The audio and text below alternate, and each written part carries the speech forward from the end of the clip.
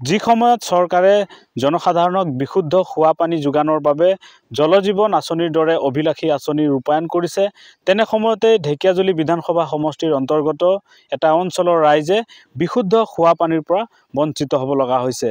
এই অঞ্চলটোত আজিও জল জীৱন আঁচনি বা বিশুদ্ধ খোৱা পানীৰ আঁচনিয়ে ঢুকি পোৱা নাই, যাৰ ফলত এই ঢেকিয়াজুলি বিধানসভা সমষ্টিৰ অন্তৰ্গত ২ নং সন্মিলন অঞ্চলটোৰ ৰাইজে যি কুঁৱা আৰু দমকল আদিৰ পানী সেৱন কৰি আহিছে বছৰ বছৰ ধৰি। মই দেখুৱাইছোঁ এইসকল লোক আৰু এয়া মই দেখুৱাইছোঁ এই গাঁৱটোৰ যি পৰিৱেশ, এয়া হৈছে সেই ২ নং সন্মিলন গাঁৱৰ পৰিৱেশ আৰু এই অঞ্চলটোত আজিও বিশুদ্ধ খোৱা পানীৰ যি ব্যৱস্থা এই ব্যৱস্থা হৈ উঠা নাই। বছৰ বছৰ ধৰি এই অঞ্চলটোৰ ৰাইজে মাটি কুঁৱা আৰু দমকল আদিৰ পানী সেৱন কৰি আহিছে।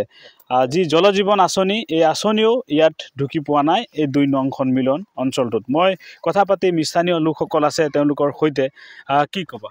হয়, ঢেকিয়াজুলি বিধানসভা সমষ্টিৰ অন্তৰ্গত ২ নং সন্মিলন গাঁৱৰ যি বিশুদ্ধ খোৱা পানীৰ অভাৱ সেয়া দীৰ্ঘদিনৰ পৰা এই গাঁওখনৰ ৰাইজে ভুগি আহিছে।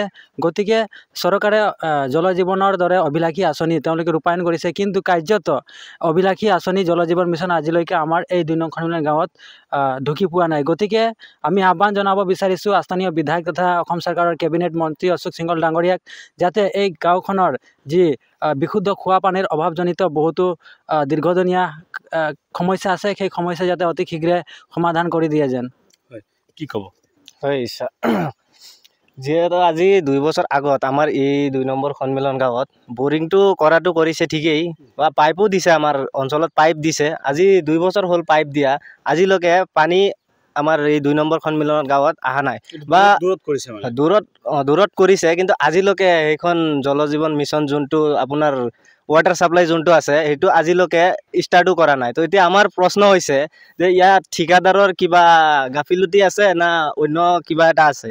তো মই অসম চৰকাৰ কেবিনেট মন্ত্ৰী অশোক সিংহল ডাঙৰীয়াক অনুৰোধ জনাম যে এইটো অতি সোনকালে আমাৰ এই খোৱা পানীৰ ব্যৱস্থাটো যাতে কৰি দিয়ে। বহুত কষ্ট হয়, কষ্ট হয় আজিৰ দিনতো মানে আমাৰ এইখন গাঁৱৰ মানুহৰ কুঁৱাৰ পানী খাই আজিৰ দিনত সুব্যৱস্থা নাই।